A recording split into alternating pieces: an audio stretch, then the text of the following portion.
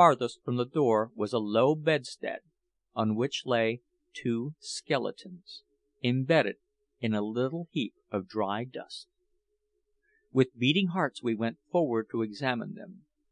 One was the skeleton of a man, the other that of a dog, which was extended close beside that of the man, with its head resting on his bosom. Now we were very much concerned about this discovery, and could scarce refrain from tears on beholding these sad remains. After some time we began to talk about what we had seen, and to examine in and around the hut, in order to discover some clue to the name or history of this poor man who had thus died in solitude, with none to mourn his loss save his cat and his faithful dog. But we found nothing, neither a book nor a scrap of paper.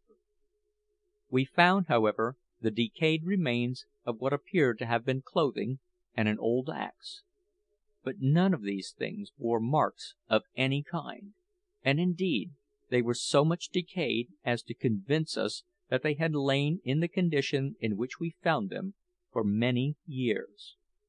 This discovery now accounted to us for the tree stump at the top of the mountain with the initials cut on it, also for the patch of sugar cane and other traces of man which we had met with in the course of our rambles over the island.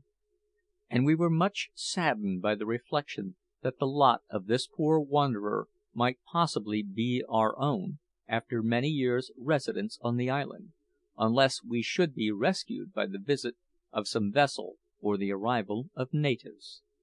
Having no clue whatever to account for the presence of this poor human being in such a lonely spot, we fell to conjecturing what could have brought him there.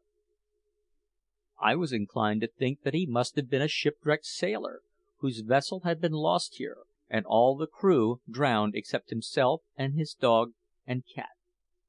But Jack thought it more likely that he had run away from his vessel, and had taken the dog and cat to keep him company.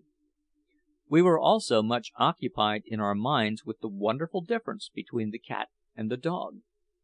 For here we saw that while the one perished like a loving friend by its master's side, with its head resting on his bosom, the other had sought to sustain itself by prowling abroad in the forest, and had lived in solitude to a good old age.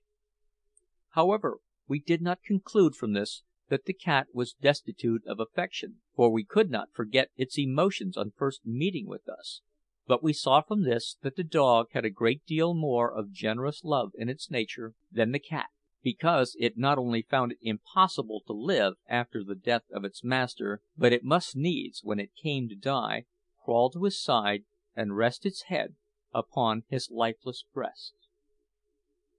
While we were thinking on these things, and examining into everything about the room, we were attracted by an exclamation from Peterkin. "I say, Jack," said he, "here is something that will be of use to us." "What is it?" said Jack, hastening across the room. "An old pistol," replied Peterkin, holding up the weapon, which he had just pulled from under a heap of broken wood and rubbish that lay in a corner. "That indeed might have been useful," said Jack, examining it, "if we had any powder; but I suspect the bow and the sling will prove more serviceable."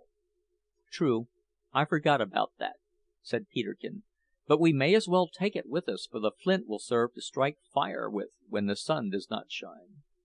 After having spent more than an hour at this place, without discovering anything of further interest, Peterkin took up the old cat, which had lain very contentedly asleep on the stool whereon he had placed it, and we prepared to take our departure. In leaving the hut, Jack stumbled heavily against the door post, which was so much decayed as to break across, and the whole fabric of the hut seemed ready to tumble about our ears. This put it into our heads that we might as well pull it down, and so form a mound over the skeleton. Jack, therefore, with his axe, cut down the other door posts, which, when it was done, brought the whole hut in ruins to the ground, and thus formed a grave to the bones of the poor recluse and his dog.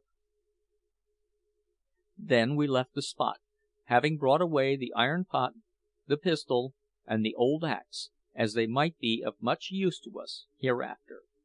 During the rest of this day we pursued our journey, and examined the other end of the large valley, which we found to be so much alike to the parts already described that I shall not recount the particulars of what we saw in this place.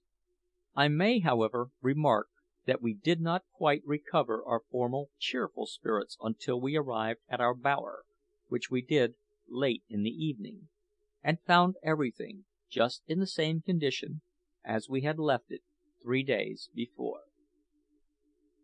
CHAPTER XII. Recording by Tom Weiss.